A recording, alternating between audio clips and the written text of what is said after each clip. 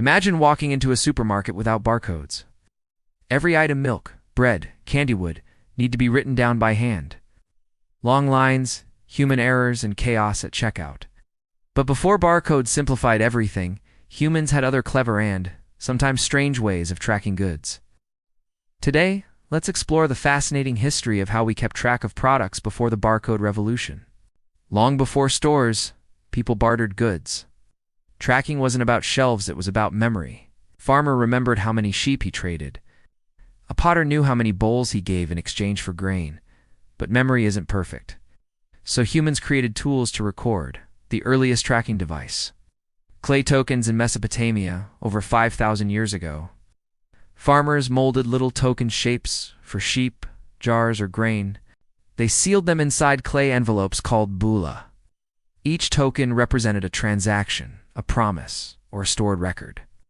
Think of them as the prehistoric barcode. Later, the Sumerians invented cuneiform writing.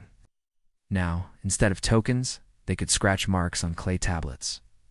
One wedge meant 1 measure of barley, another mark meant goats.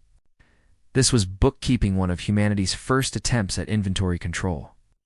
Fast forward to ancient Rome. Merchants tracked goods using wax tablets, tallies, and meticulous ledgers. Ships carrying olive oil or wine stamped amphorae with symbols.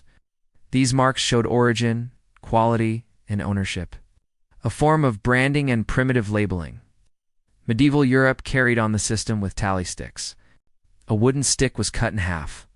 Both parties kept one piece. If the pieces matched, the record was authentic. Tally sticks tracked debts, taxes, and goods for centuries. In fact, England used tally sticks officially until the 1800s. As global trade expanded, merchants needed better systems. The Silk Road saw merchants stamping goods with seals. Traders in India used inked stamps to mark cloth.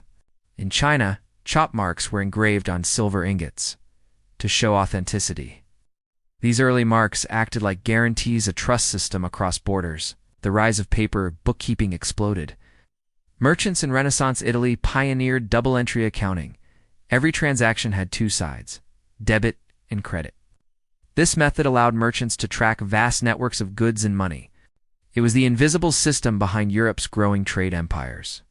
By the 19th century, stores grew larger. The general store needed to track flour, sugar, tools, and fabric.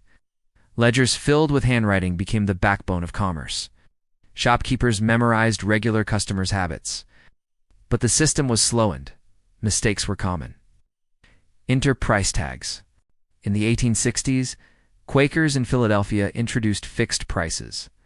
They printed tiny tags with prices for each item. For this, customers haggled for every purchase.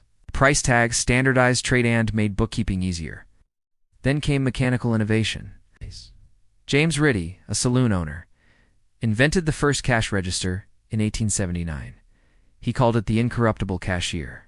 Every sale rang a bell and printed a record. It prevented employee theft and created a reliable trail of transactions. Cash registers became the backbone of modern stores. As the 20th century dawned, businesses used punch cards to manage goods. Punched holes in cardboard stored information. Factories tracked parts. Railroads tracked cargo. These cards were an early form of machine-readable inventory. Meanwhile, supermarkets were born. Piggly Wiggly, the first self-service grocery store, opened in 1916. Customers now picked items themselves, instead of clerks fetching them. But this created a new challenge: faster checkout. Clerks still had to read every price tag and enter it by hand. To solve this, retailers experimented with code systems. Some tried colored price tags for categories of items. Others used mechanical coding machines, but nothing was fast enough for growing supermarkets. By the 1940s, the world was ready for a breakthrough. Retailers dreamed of a system where each product carried a unique, scannable mark. And in the 1950s, that dream became reality. The barcode was invented. But before barcodes, human ingenuity kept inventing new ways. Clay tokens, tally sticks, wax seals, ledgers, stamps, price tags, punch cards. Each step was about solving the same problem: trust, speed, and accuracy. Think about it, every time you scan a barcode today, you're tapping into 5,000 years of human effort to track goods.